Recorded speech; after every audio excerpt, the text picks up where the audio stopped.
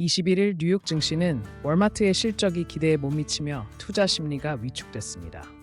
다우존스는 0.34%, S&P 500은 0.46%, 나스닥은 0.34% 하락했습니다.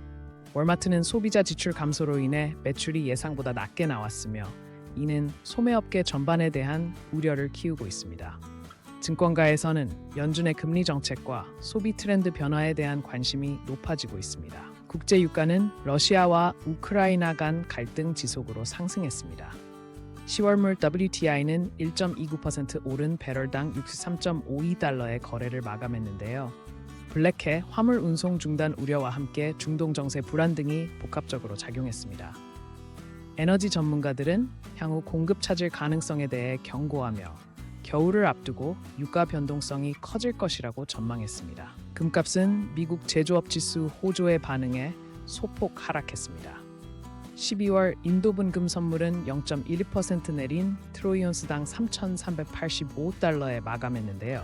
강력한 경제 지표로 달러가 강세를 보이면서 안전자산 수요가 일시적으로 줄었습니다.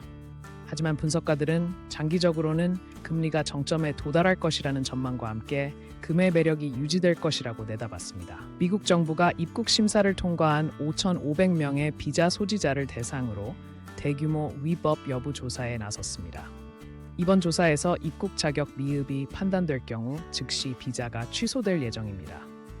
이민 전문가들은 트럼프 행정부의 강경한 이민 정책 기조가 반영된 조치로 분석했으며 특히 취업 비자와 학생 비자 심사가 더욱 엄격해질 것이라고 지적했습니다.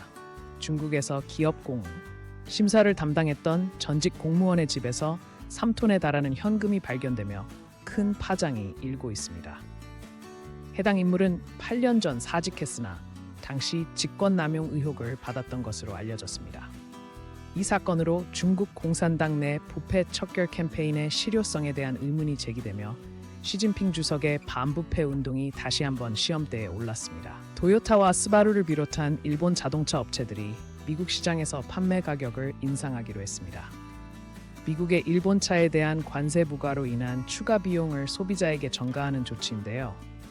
업계 관계자들은 이번 결정이 미국 내 일본차 시장 점유율 하락으로 이어질 수 있다고 우려합니다.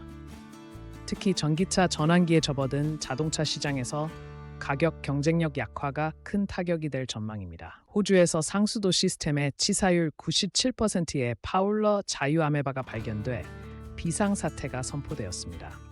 해당 아메바는 코를 통해 뇌로 침투해 치명적인 감염을 일으키는 것으로 알려졌는데요. 현재 효과적인 치료법이 없어 당국이 긴급 대응에 나섰습니다. 주민들은 물 끓이기 등 예방 조치를 취하라는 권고를 받았으며 정수 시스템 전반에 대한 점검도 진행 중입니다. 아르헨티나의 대중국 수입이 전년 동기 대비 80%나 급증하며 경제 위기가 더욱 심화되고 있습니다.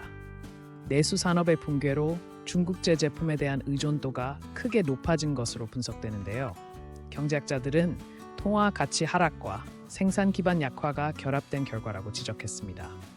정부는 수입 규제를 강화할 계획이지만 이미 심각한 인플레이션에 시달리는 국민들의 불만이 커지고 있습니다. 튀르키예가 이스라엘과 관련된 모든 선박의 자국 항구 입항을 전면 금지했습니다.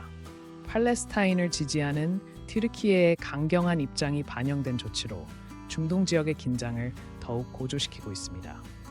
해운업계에선 이 조치가 지중해 무역에 상당한 영향을 미칠 것이라 우려하는 한편 국제사회에선 분쟁 확대를 막기 위한 외교적 노력이 시급하다는 목소리가 나오고 있습니다.